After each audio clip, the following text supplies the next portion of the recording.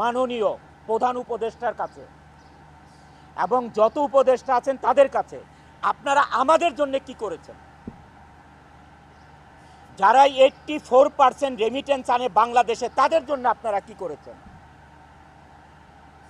Garments industry সচল রাখার জন্য কি করেছেন? আমরা সবাই আশা করেছিলাম যে ঈদের সময় অ্যাটলিস্ট একটা বেতন ব্যাংকে লোন দেওয়া হবে। যে শ্রমিক ভাই বোনদেরকে আমরা কি করতে হবে দেখেন, মার্চ মাসে ফেব্রুয়ারির বেতন দিতে হবে, বোনাস দিতে হবে, আবার মার্চ মাসের 50% বেতন দিতে হবে। একটা গার্মেন্টস মালিক কোত্থেকে পাবে এই তিনটা জিনিস এক মাসে? এই তিনটা জিনিস এক মাসে কোথায় পাবে একটা গার্মেন্টস মালিক? যারা 84% রেমিটেন্স এনে বাংলাদেশের অর্থনীতির চাকা সচল রাখে, তাদের জন্য কি করেছে? গার্মেন্টস মালিকেরা মুখ চুপ বোঝে, মুখটা চুপ থেকে কি করতেছে? গার্মেন্টসগুলো আরএমজিগুলো বন্ধ করে চলে যাচ্ছে। আপনারা একবার চিন্তা করেছেন যে আপনারা যে ইন্ডাস্ট্রিগুলো বন্ধ করে চলে যাচ্ছেন, এই দেশের অর্থনীতির অবস্থা কি হবে? এই দেশের কর্মসংস্থানের অবস্থা কি হবে? এই শ্রমিক লিডাররা কয়েকজন মিলে এই দেশে চালাতে পারবে না? তারা একজন একটা ইন্ডাস্ট্রি করতে পারবে?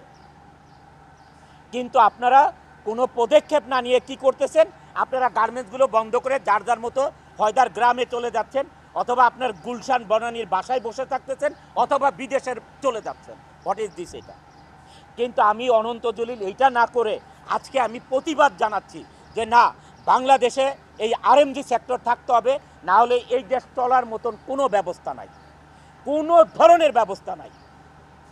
আপনি যে আজকে চাল কিনবেন, আমাদের দেশে যেই চাল উৎপাদন হয়, গম উৎপাদন হয়, ডাল উৎপাদন হয়, সমস্ত কিছুর 50%-এর মতন ইম্পোর্ট করতে হয়। ভাত খাবেন কোত্থেকে? জীবনের সব আয়োজন এখানে একসাথে। ভাতটা খাবেন কোত্থেকে?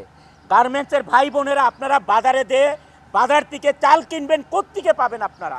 এই চালটা পাবেন কোথায় আপনারা? এই চালটা ইম্পোর্টের, আর এটা ডলার ছাড়া ইম্পোর্ট করা যাবে না। বাংলাদেশের টাকা আজকে কোনো দেশ আপনার নিবে না এটা রপ্তানি করতে, আমদানি করতে। কাউকে আপনি টাকা দিলে নিবে না, ডলার দিতে হবে। তাহলে এই ডলার কোত্থেকে আসবে? আমাদের কৃষক ভাইরা আজকে ফসল ফলাবে, এই সার কোত্থেকে আসবে? এই দেশে সার কোত্থেকে আসবে? এই সার ইম্পোর্ট করে আনতে হবে, আর এই ইম্পোর্ট করতে হলে ডলার লাগবে। এই ডলার কারা এই ডলার কারা বাংলাদেশে আনে? এটা আনে গার্মেন্টস মালিকরা আনে, আর হচ্ছে রেমিটেন্স যোদ্ধারা 14% আনে, আর 84% আনে গার্মেন্টস মালিকরা। কিছুদিন আগে আমি শ্রমিক লিডারদেরকে বক্তৃতা দিতে শুনলাম যে বন্ধ ইন্ডাস্ট্রিগুলি খুলে দিতে হবে। আরে সে মালিক এখন কেন খুলে দিবে? এখন কেন গার্মেন্টস মালিকরা ইন্ডাস্ট্রি খুলে দিবে? তোমরা লিড দিয়ে এই গার্মেন্টস ইন্ডাস্ট্রি বন্ধ করতে পারো, এখন খুলতে পারো না? একটা ইন্ডাস্ট্রি বানাতে পারো না? বানায় তাদেরকে চাকরি দাও।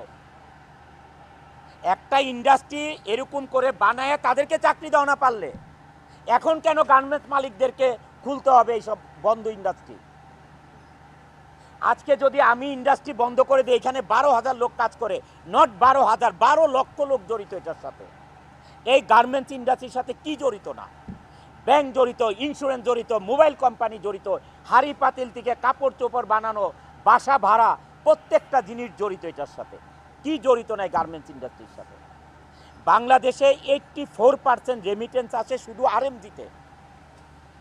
13% 14% আসে হচ্ছে আমাদের রেমিটেন্স যোদ্ধাদের থেকে। সারা বাংলাদেশের এক্সপোর্ট থেকে 2% আসে, 2%। মিডিয়া ভাই ও বোনেরা, আমাদের শ্রমিক ভাই বোনেরা, এই দেশে আপনারা কি করে খাবেন?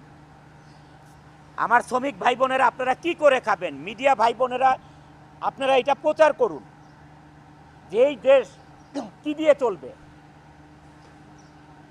আমাদের প্রধান উপদেষ্টা জনাব ডক্টর ইউনূস সাহেব 12%, 13%, 14% রেমিটেন্স আসার কারণে বাংলাদেশে এই রেমিটেন্স যোদ্ধাদেরকে যেই সম্মান দিয়েছে, এয়ারপোর্টে আলাদা তাদের বাসস্থান করেছে যে তারা এসে রেস্ট করতে পারে, হোটেলের মতন করেছে, আত্মীয় স্বজন এসে থাকতে পারে, এয়ারপোর্টে তাদেরকে সার্ভিস দিতে